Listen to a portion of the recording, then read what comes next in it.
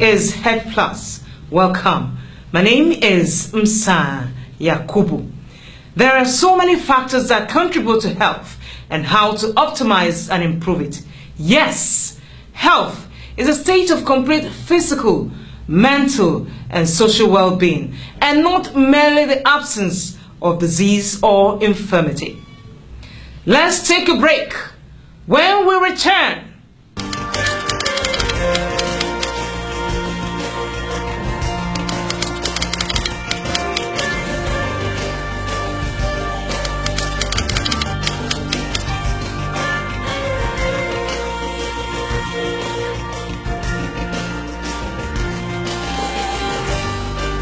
thank you for staying with us.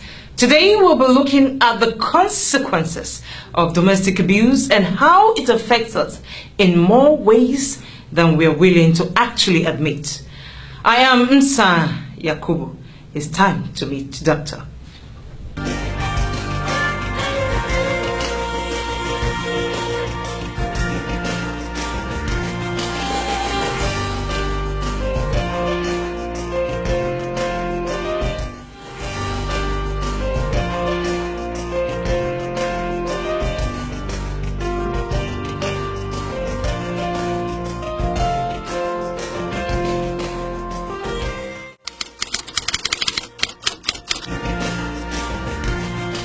Well, domestic abuse is abuse of persons that occurs in a home setting.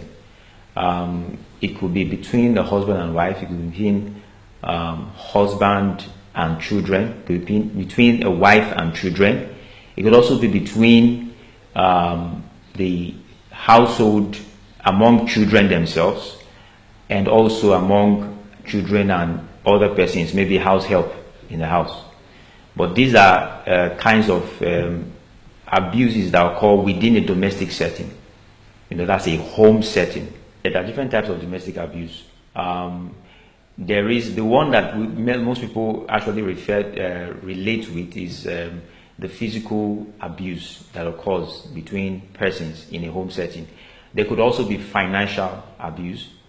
There could also be emotional and also verbal, verbal domestic abuse. So these are just major kinds of abuse that could occur.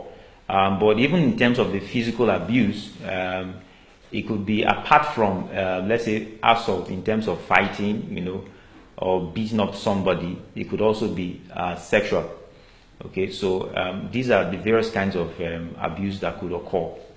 Usually in a home setting, you're supposed to have an environment whereby the couple and the children have an environment whereby they can relate with each other without a state of tension. Now, when you talk about couple or husband-wife relation, one of the things that makes a great home is the ability for both of them to be able to communicate, even when they don't have the same agreement on certain issues. But you see, certain things could lead to a point whereby if one of them is financially buoyant or more stable than the other, he may want to use his financial position to limit the partner.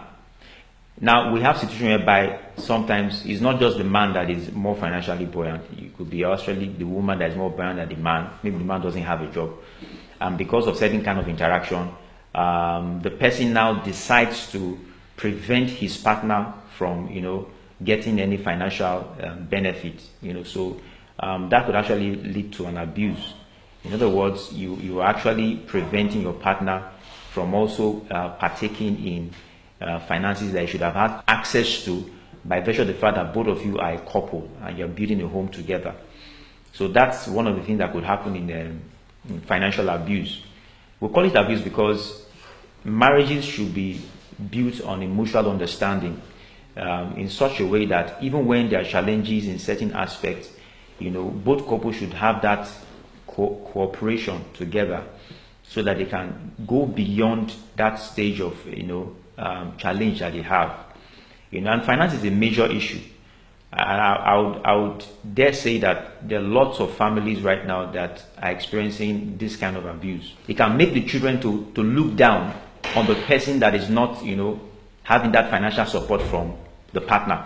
And you see, it's a multiplier effect. Multiplier because the children see things, they see these things, and it builds an image in their minds, which eventually causes them to even have problems in their own homes when they grow up.